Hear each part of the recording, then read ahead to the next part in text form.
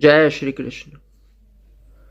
तो ministry of culture के द्वारा कुंभ की तैयारी को लेकर एक संवाद रखा गया था, जिस संवाद में विशाल चौरसिया, हाइपर क्वेस्ट है जिनके चैनल का नाम, और इशिता शर्मा जिनके चैनल का नाम है सूत जी बोले, इन दोनों को उस संवाद के अंदर शामिल किया गया था। यानी जिस संवाद के अंदर साधु संतों को, परंपरा प्राप्त आचार्यों को, गुरुओं को, कथावाचकों को शामिल करना चाहिए था, उनका परामर्श लेना चाहिए था, उस संवाद के अंदर विशाल चौरसिया और इशिता शर्मा को शामिल किया जा रहा है, उनका परामर्श लिया जा रहा है। तो सबसे पहले आपको बता दूं कि जो विशाल चौरसिया और इशिता शर्मा, इन दोनों ने क्या क्या वक्तव्य दिए हुए हैं और इनकी मानसिकता क्या है।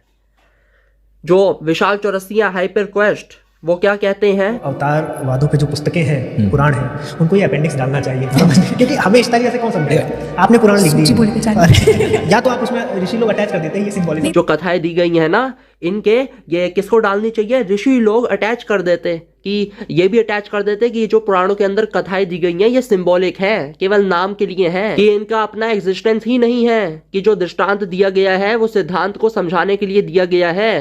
इंडिविजुअली जो दृष्टांत है, जो कथा है, उसका कोई अस्तित्व नहीं है, ये कहना चाह रहे हैं ये विशाल चौरसिया। और इन लोगों को अवसरवादी इसलिए बोला जाता है क्योंकि इनका कोई अपना सिद्धांत नहीं है। ये अवसर मिलने पर इधर के हो जाते हैं, अवसर मिलने पर उधर के हो जाते हैं। क्यों? क्योंकि एक समय था जब ये पुराणों पर बहुत वीडियोस बनाते थे और तब पुराण इनके अपने थे। तब ये कहते थे हमारे पुराणों में ऐसा है, हमारे पुराणों में वैसा है, और अब पुराण इनके नहीं रहे, जो अवतारवादों की पुस्तकें हैं। इसके पश्चात एक और वक्तव्य सुनिए इनका, कि अवतारवाद के साथ बहुत ऐसी चीजें आती हैं जो कि ना तो विज्ञान की कसौटी पर और ना कॉमन सेंस पर खड़ी उतरती हैं। आर्य समाज जो है वो अवतारवाद पर रुख लिया रखता है, क्योंकि अवतारवाद के साथ बहुत सी ऐसी चीजें हैं जो आती हैं जो हम ना विज्ञान की कसौटी पर और ना कॉमन सेंस में बनती भी नहीं। जब आपको अवतारवाद साइंस और कॉमन सेंस पर खड़ा उतरता दिखता ही नहीं था तो आपने वीडियोस क्यों बनाई? और इसका उत्तर अगर कोई बोले कि उत्तर दो ना, इसका जो उन्होंने बोला है उसका उत्तर हम दे चुके हैं, बहुत पहले दे चुके हैं। अभी इनके प्रश्नों के उत्तर नहीं दे रहे हैं, अभी इनकी वास्तविकता बता रहे हैं कि कैसे दो बातें करते हैं। उत्तर दे चुके हैं हम, वो बाकी दूसरी वीडियोस आप देखिएगा।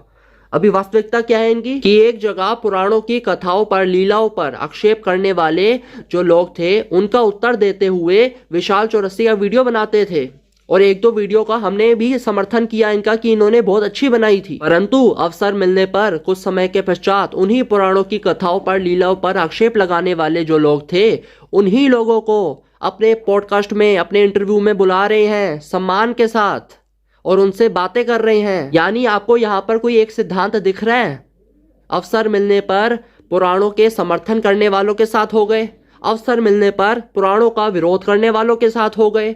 अरे कहाँ के हो आप? एक जगह स्वयं से ही बोल देंगे ये कि पुराने कथाएं भले ही रियल इंसिडेंट्स ना हो, लेकिन ये फिक्शन से ऊपर की चीज है। अब क्या माने हम कि फिक्शन से ऊपर की चीज है परंतु रियल इंसिडेंट नहीं है इनके अनुसार। आज अयोध्या में भव्य श्री राम मंदिर खड़ा हो पाया है तो स्कंद पुराण से ही सबूत ढूंढकर रखे गए थे। इतिहासकार भी पुराणों का सहारा लेते हैं। तो पुराण केवल मनगढ़ंत कथाएं ही नहीं है, पुराण कथाओं के माध्यम से ज्ञान देते हैं। ये कथाएं भले ही रियल इंसिडेंट्स ना हो, लेकिन ये फिक्शन से ऊपर की चीज है। इसके पश्चात तो आपके हिंदू इन्फ्लुएंसर विशाल चौरसिया जी तो ये भी कह देते हैं कि गीता पढ़ोगे, अप्लाई करोगे, एक प्रोसेस है, और अगर गीता नहीं भी पढ़ोगे और लाइफ आपको जो सिखाएगी उसके साथ लाइफ को बेहतर करेंगे, वो भी गीता ही है। वाह भाई वाह। जैसे गीता जी पढ़ के आपने अप्लाई किया, एक प्रोसेस है। अगर आप गीता नहीं भी पढ़ेंगे और लाइफ जो आपको सिखाएगी और उसके साथ लाइफ को बेहतर करेंगे तो वो भी गीता ही। यानी इनके अनुसार लाइफ भी आपको, आपका जो जीवन है वो भी आपको वो सिखा सकता है जो गीता सिखा रही है। इतने नीचे स्तर की कर दी इन्होंने भगवत गीता को। ये सम्मान है इनका धर्म ग्रंथों के प्रति। और अगर ऐसा ही है कि जीवन सब कुछ सिखा ही देता है तो धर्म ग्रंथों का क्या मोल रह गया? तो एक जगह पुराणों का समर्थन करते हैं वीडियोस बना के, और एक जगह पुराणों का जो विरोध करते हैं, उनको काल्पनिक बोलते हैं, उनको मिलावटी बोलते हैं, उन कथाओं लीलाओं का मजाक उड़ाते हैं। उन लोगों को, गौतम खट्टर को, अंकुर आर्य को, मीनाक्षी शेरावत को, इन सब में से कुछ लोगों को ये अपने पॉडकास्ट में भी बुला लेते हैं। तो ये तो थी हाइपर क्वेस्ट की वास्तविकता विशाल चौरसिया जी की। अब सुन लीजिए इशिता शर्मा।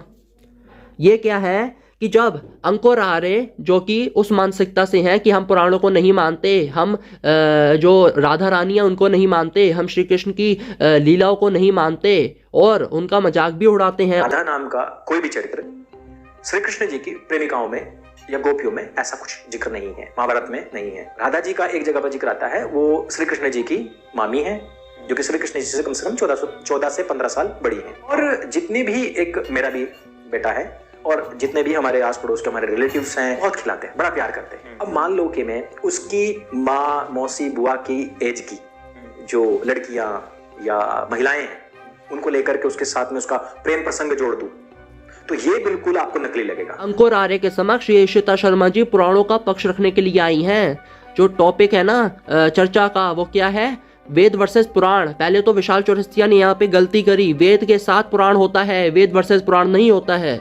लेकिन यहाँ पर क्या है इशिता शर्मा कि ये सामने पक्ष किसका रखने आई है? पुराणों का। तो जब इस चर्चा में अंकुर आर्य भर भर के पुराणों का मजाक उड़ा रहे हैं, उनका अपमान कर रहे हैं, क्योंकि उन्होंने समझा नहीं है, क्योंकि उनको पुराणों का ज्ञान नहीं है, क्योंकि उन्होंने अपने जीवन में कभी पुराणों को सही तरीके से गुरु परंपरा के द्वारा नहीं समझा, तो वो मजाक उड़ा रहे हैं। तो ये जो पुराणों का पक्षधर है ना इशिता शर्मा जी, जो पुराणों का पक्ष रखने के लिए आई हैं, वो क्या करती हैं? अंकुर आर्य के द्वारा पुराणों पर किए गए उपहास पर, मजाक पर ये खिलखिला कर हंसती हैं। इनको बड़ी हंसी आ रही है। भाई आपका डिपार्टमेंट है, हाँ जी ब्रह्मा जी आपका काम सही चल रहा है कि हाँ आज हम 27 साल लोगों को जन्म दिया भारत में, फिर अभी अमेरिका का डिपार्टमेंट देख रहे हैं। विष्णु जी आप सबका पालन कर पा रहे हैं? नहीं यार कुछ का नहीं हो पा रहा है। आज ये ना हाइपर पर चैनल थोड़ा सा सही चल पा रहा है, उनकी थोड़ी सी रोटी चलाने आए हैं, उसकी रोटी का थोड़ा इंतजाम करना पड़ेगा। इशिता शर्मा जी की तो अधिकतर जितनी भी बातें हैं वो सारी की सारी गौतम खट्टर, अंकुर आर्य, मीनाक्षी शेरावत, AKTK वो जो चैनल है, ये सारे इन्हीं लोगों की जो मानसिकता है उनसे मेल खाती है। इनकी मानसिकता, जो बातें पुराण निंदकों के द्वारा बोली जाती है वही बातें इनके द्वारा भी बोली जाती है। नाम के लिए इशिता शर्मा को अंकुर आर्य के समक्ष बिठा देती हैं कि लगे ऐसा कि ये पुराण का पक्ष रखने के लिए आई हैं। अब मुझे बताइए, उस चर्चा में इन दोनों का शामिल होना, जिस संवाद के द्वारा कुंभ के स्वरूप का निर्णय किया जाएगा, उस चर्चा में इन दोनों का शामिल होना किसी भी प्रकार से उचित है? जिस कुंभ का वर्णन पुराणों के द्वारा अधिक किया गया है, उस कुंभ का स्वरूप कैसा होगा, इसका निर्णय कौन करेगा?